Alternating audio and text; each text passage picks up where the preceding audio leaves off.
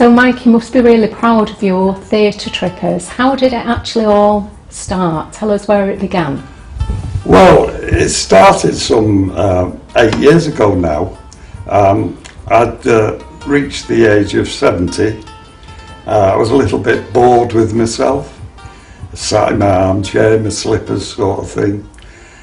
But I've always had an interest in theatre and seeing theatre shows and music shows. Occasionally went to the Bridgewater Hall with its Alley Orchestra and everything.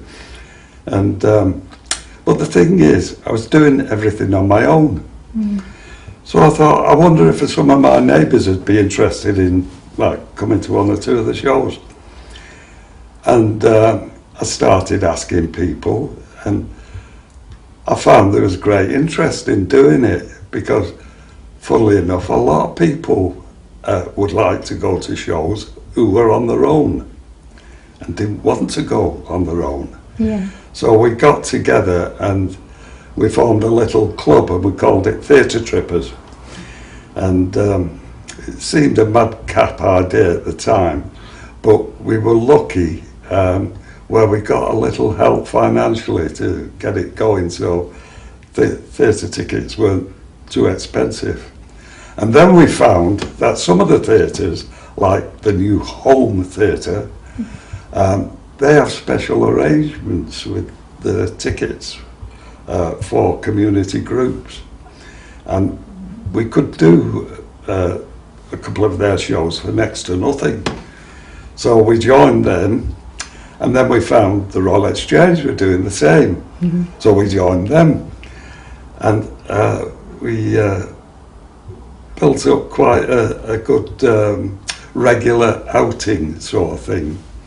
And the membership kept increasing all the time. Well, we have different people coming who say they'll have a go, and go, because we're not really into theatre.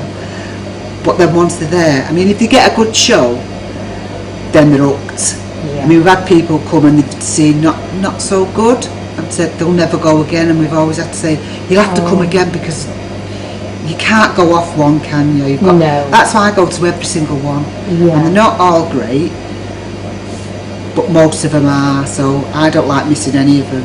And even if you don't like the sound of it, I think I'm going anyway, because the experience, it's the experience live, Yeah. I mean, how old was I when I started? I mean, I'm 62, so it's not been going that long. And I never really went to the theatre. I went a couple of times, but I couldn't afford it.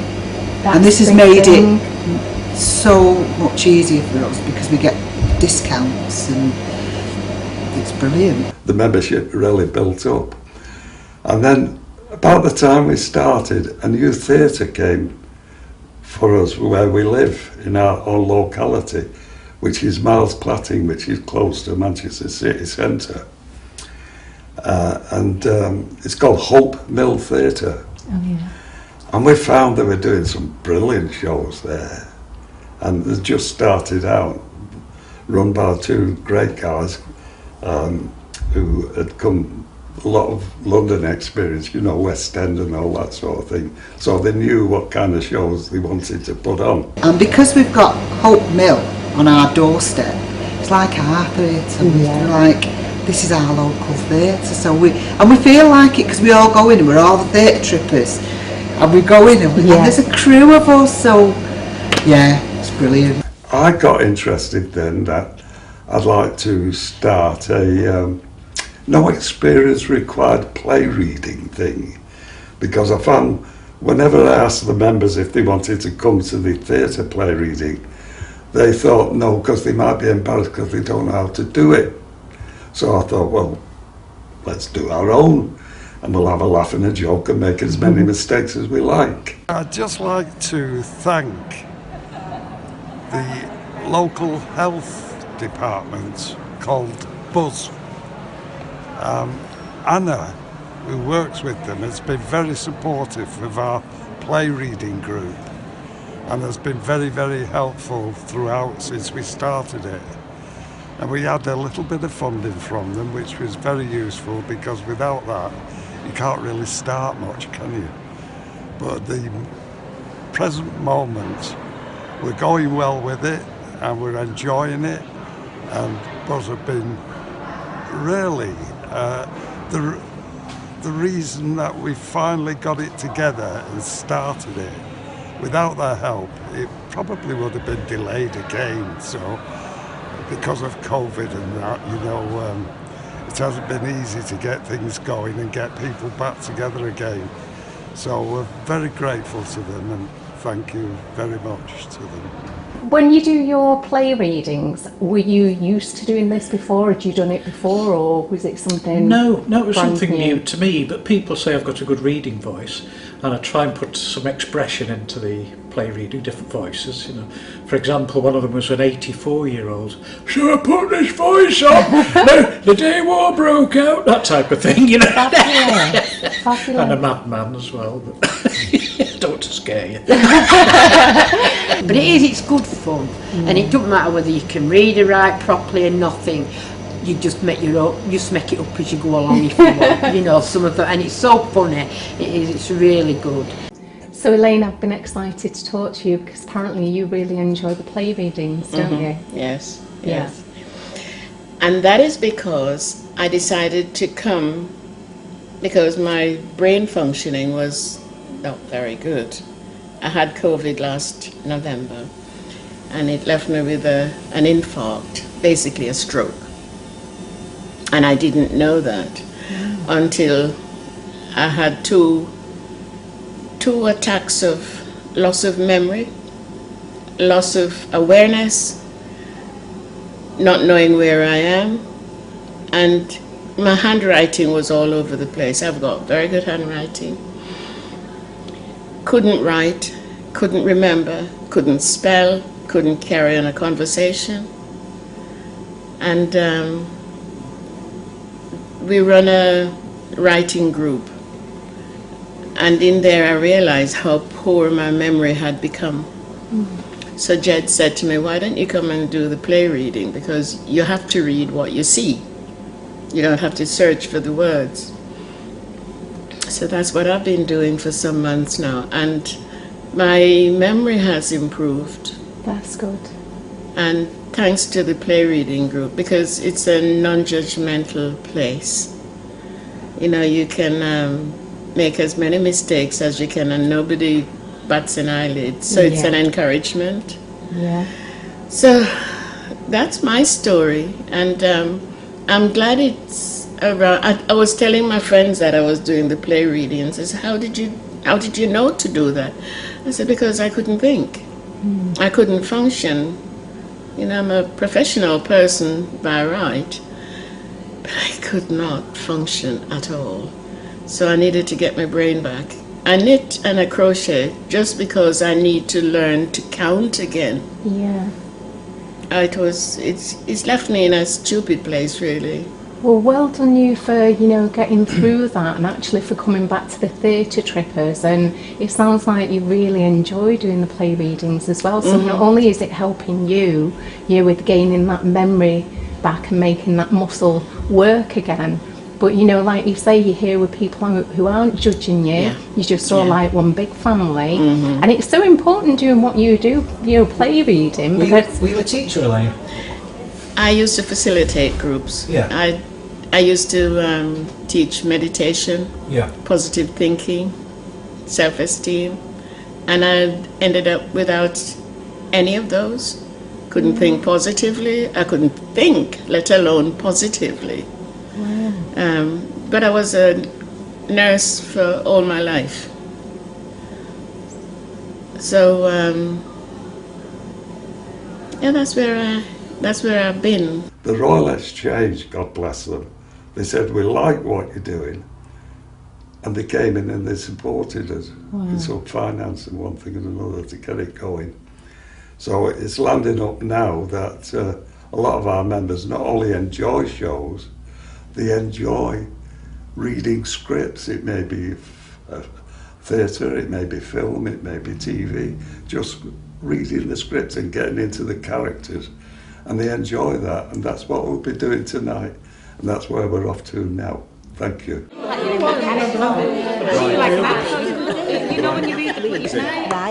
Well,